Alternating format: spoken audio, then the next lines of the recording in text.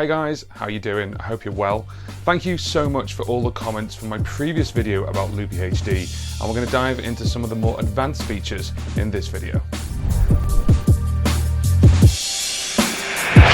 If you haven't been here before, my channel is all about looping and music tech.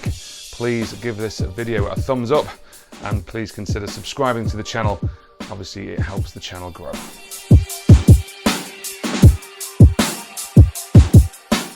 So as before, we've got an audio interface. Mine's a Focusrite 2i2 going into an iPad Pro. And that's the first thing I want to talk about. When you plug one in, you'll get this little screen here and it shows you what channels are being used. So right now I'm only using the microphone, so I've got that in on input number 1, and that's correlates to the left channel on Loopy HD. The right channel is input number 2. So if you had, say, like a microphone and a guitar, then you could obviously plug that into the second one, or maybe you've got a synth, which is a stereo in, then of course you could use left and right. When you do this on left, of course, that just comes out mono, of course, and then the left and right comes out stereo, or you can obviously have it as dual mono. So what that means is you can actually pan one way and pan one another way if that's going out to PA, and that can be obviously engineered for you. So in the previous videos, what I showed you is basically how to get started with Loopy HD, but now what I want to show you is a couple more features. So I'm just going to create a quick loop just to give us a couple of loops to play with. So first of all, I always use the times, divide, plus and minus, and the 1, just to show obviously the different lengths of the loops, change the different lengths, and you can obviously record that in. But while it's playing in a performance, sometimes you just want a visual representation of the beat itself. And this is where this page comes in. And what you've got is we've got a metronome. And if we press play on this now, I'm just going to take all the loops out.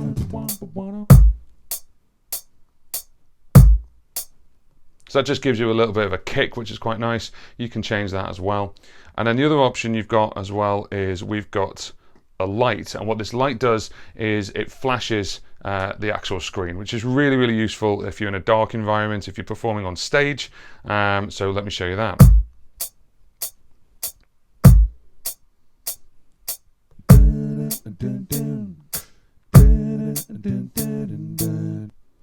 Now you might not want the actual kick drum there, so what you could do is, of course, you can leave the light on but turn the metronome off.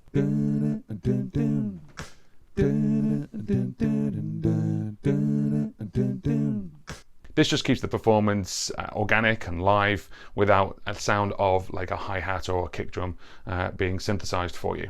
When you have the light metronome on, then the actual iPad looks like this. It looks like a bright screen, and that's deliberate because it hasn't been set yet. Now there's two ways we can set this. One, obviously I could just start a loop like this, and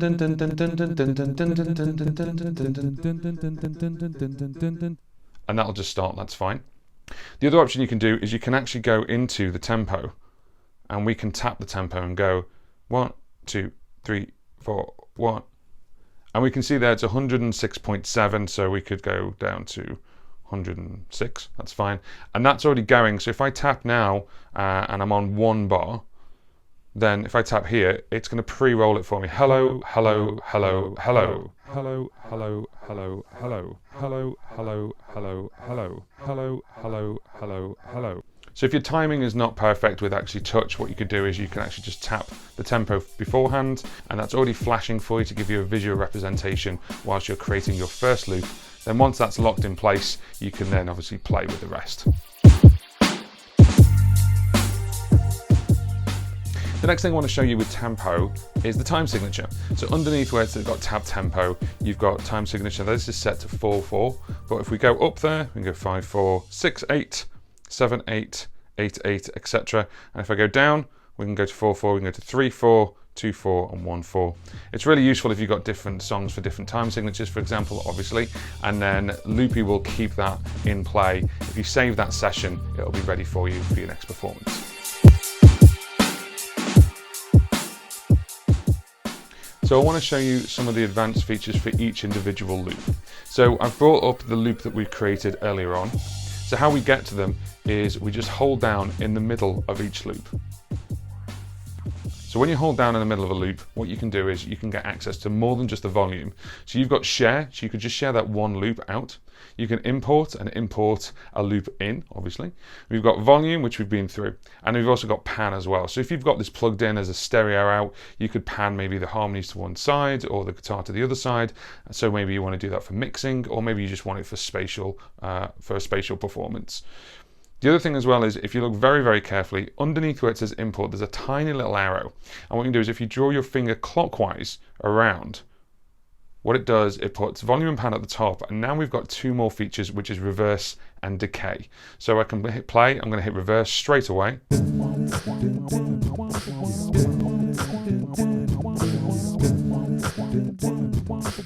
Obviously sounds a little bit out of time with this kind of loop, but you can see also there's a visual representation of the reverse because the light goes anti-clockwise whilst it's in reverse mode. So you'll know, say if you come out of this, if I hit reverse on that one, and then with this one, I'm going to do the same. Now if I come out of that, how do I know it's in reverse? Because it's got this light going around the other way around.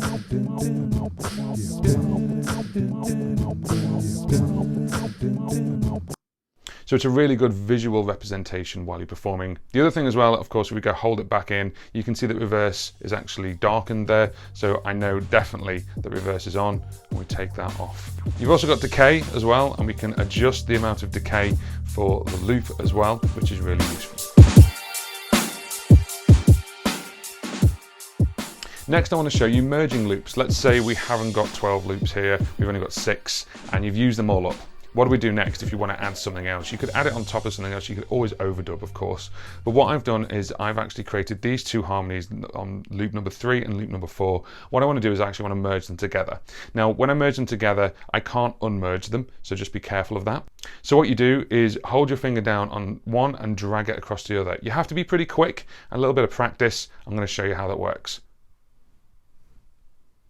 It's really quick, and I'm going to replay that for you. So now these two are merged together. So if we just play that on its own.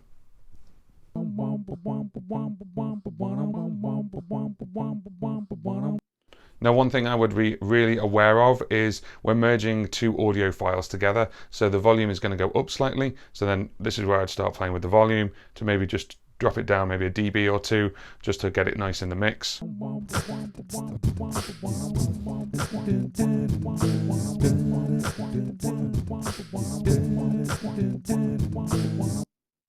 And there we go. So you're able to merge tracks together. Maybe you've created a harmony, you go, ah, and then on the next loop along, you go, ah, next loop along, ah, and you want that as just a chord. You could obviously drag them all into one, and you've got that as one loop that you can then play with. So I've now merged these two loops together for 3 and 4, and they're now both on loop number 3. But what if I didn't want to do that? As I said before, you can't undo it in a session, but what I've done is I've saved this as a session. So if we press the little arrow in the top left-hand corner, you'll see sessions there, and you can see I've actually saved it there. I can reload that back up, and now they're back. So the next thing we're going to look at is recording your performance. One thing you can do with Loopy is you can actually record playing your performance and then save that as an audio file to then send out. So we're going to tap on the top left-hand corner little arrow there. And next door to where you see the new session, which is this one, we're going to hit record. Now, when we do that, the play bar then goes red. I've added a little bit of reverb in the settings. And what I'm going to do is I'm just going to start hitting each of the loops, and I can sing over the top as well. And I'm going to record this performance.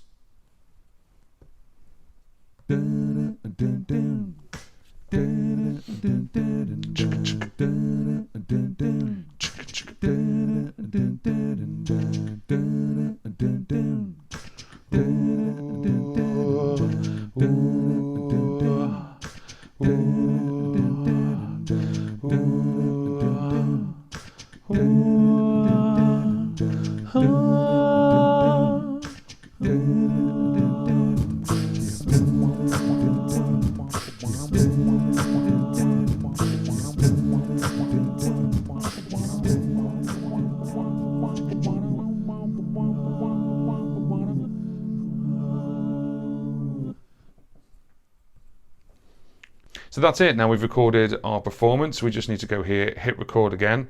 That'll take it out of record mode and it'll save the recording just here. So now what I can do is hit the play button. Now when we do that, the play bar then goes red. I've added a little bit of reverb in the settings, and what I'm going to do is I'm just going to start hitting each of the loops, and I can sing over the top as well, and I'm going to record this. So what you can see there is it records from the moment you hit record, and it also records the inputs as well as the loops. So next we're going to go over a couple of features with settings. So I'm going to hit this little arrow, and we hit settings, and this is our main page of settings here. I told you before, I put a little bit of reverb on. That's where the reverb is, you can see it there. And also the input gain is how much is going in to Loopy. We've got monitoring, we've got live input recording and play in background. Now I did cover some of that in the other tutorial. If you want to go and have a look at that, I'll put a card up now so you can go and over the basics. What I'm going to do is I'm going to go into general.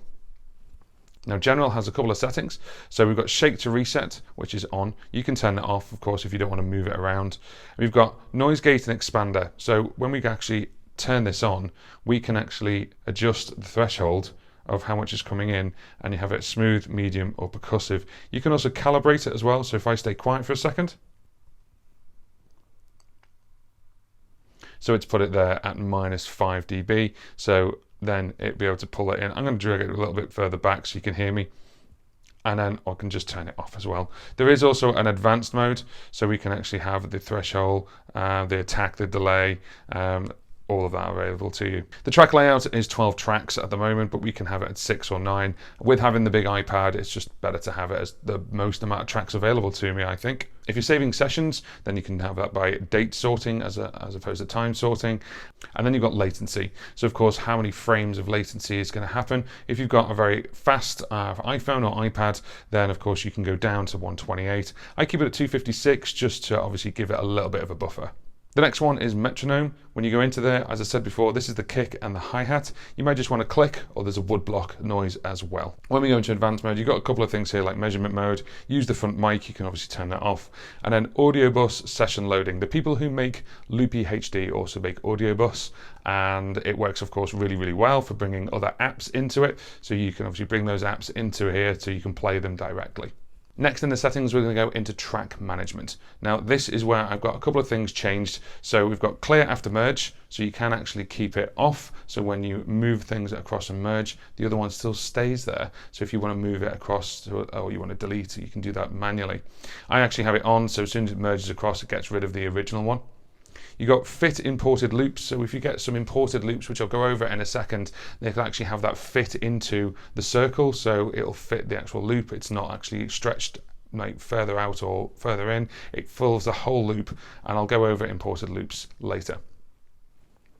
Fade in and fade out is disabled on here, but you can have a fade in, fade out. So instead of when you hit it to stop, it stops instantly, it will fade. That's quite nice for some songs, depending on the kind of style that you're doing. Overdub after record, I have had this switched on in the past, but then also I've found that it's easier to control when I have it switched off. So when you actually make a recording and you hit tap for the second time, for mine right now, it closes the loop, and then I have to tap it again with 2 fingers to actually go into overdub mode. You can have it just go into overdub all the time. If you're doing something in between the loops, maybe you need to get a pedal ready, or you need to get like an effect ready, you might hear the click. So I actually have overdub after record switched off. That's just what I do. Simultaneous recording means you can actually do recordings onto multiple loops at the same time.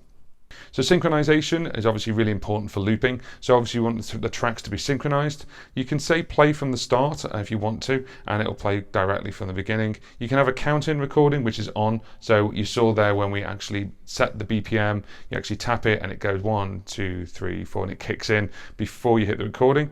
And then you can quantize the count in. So I've got it down as clock length, but you can say, well, a half bar or 1 bar or 2 bars. You've also got a count out recording as well, and that's enabled. And you can obviously, with that, you can say, well, recordings will end automatically in time with the set loop length. And that's what I've got set down. You can also recordings end shortly after you tap the next appropriate boundary, tap again to end immediately, or you can say disable instant end, which is recordings end when you tap and stop immediately, filling the rest of the loop with silence. And that's what I don't want. What I want to do is I want to make sure that the loop comes to a natural end. Now we've come back out of track management, we're going to look at control inputs. Now control inputs are really, really interesting, and this is where you can go into Bluetooth. I have a IK Multimedia Blue board, which has got 4 little pedals on it, and what you can do is you can actually enable Bluetooth connections. The other thing as well is if you've got another app that it talks to, you can talk to it, and there's another looping app called Quantaloop, and that one actually, you can put the clock out on that, so you can actually have 2 loopers going, one as the master and one as the slave. You've also got virtual MIDI, and virtual MIDI, of course, when you use that, virtual MIDI obviously sends MIDI signals to and from Loopy to other apps. With the Bluetooth connection, of course, the Bluetooth has to be on, and then what you can do is you can do what's called Bluetooth key binding. So for my Blue board, what I've got is I've got 4 buttons, and what I can do is I can tell Loopy that those 4 buttons can be anything. And when I say anything, when you go into it and you add a binding, you can actually hear all the actions. So you can do things like nudge up tempos, half a length, restart the session, reset the whole session. So you go into track actions, and what you can do is you've got track actions like select next track, you've got toggle mute record, clear the track, re-record the track, you've got advanced functions like obviously toggle record, then go to record onto the next track, and that's just with 1 button. It's really advanced, and it's one of the big things you can do. So if you're playing the guitar and you're singing and you can't tap the screen, then having something like a Blue board is really, really useful, because even if you just have 2 or 3 buttons, then it means you'll be able to control it initially with a pedal board. Obviously MIDI control doesn't stop there. If you do have something like a big MIDI pedal board, you can control that obviously with a lot more functionality. You would need the right connections for the iPad or for your iPhone to make that work.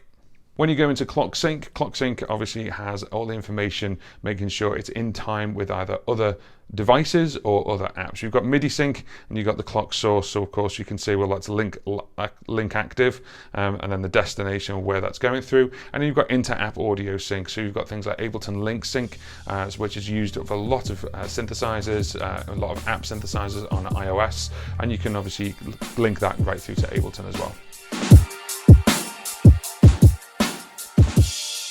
What I'm going to do is I'm going to look at exporting one of these loops. So what I can do is I can hold my finger down on it again, and we can see share or import. So obviously share is an export. So if I hit share, and then you get this. This is the share sheet on iOS. So we can obviously do things like airdrop or message it if you want to. We can copy it. We can audio copy.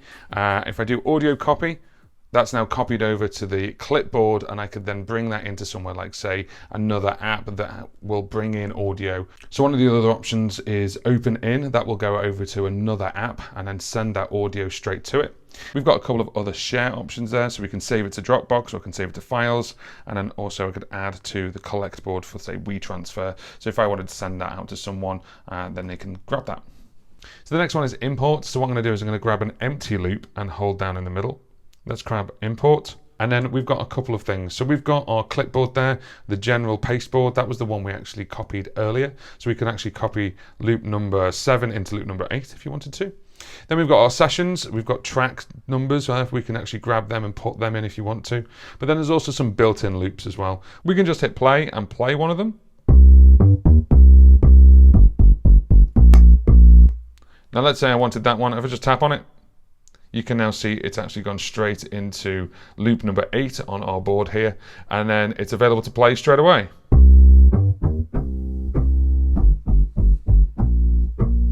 Now what you'll notice is it's slower, because what it's done, if we go import again,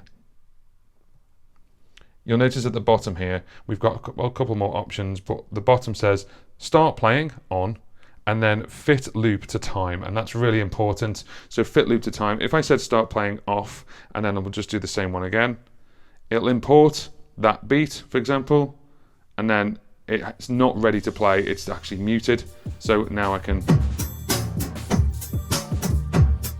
turn it on and off, just like I can with any other loop. So the other thing I want to show you is how we get rid of a loop. Now, this is really important in a live session. Maybe you're building up loops and you want to get rid of some, learn that moment live, or maybe you've made a mistake. So what we can do is we can just flick down on one of the loops, and then you'll get this. We'll get re-record, we get clear, or cancel. So I'm going to clear this one because I don't want it. Whereas we've got other options for re-record. Let's just bring our beat back, and I'm going to just do a little bit of an add, and what we can do is we can always re-record it as well.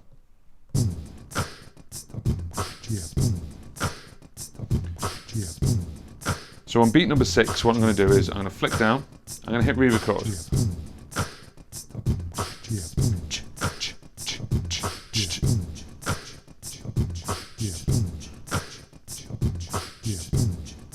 I can flick down, I can hit clear, or what I can do is I can just start again.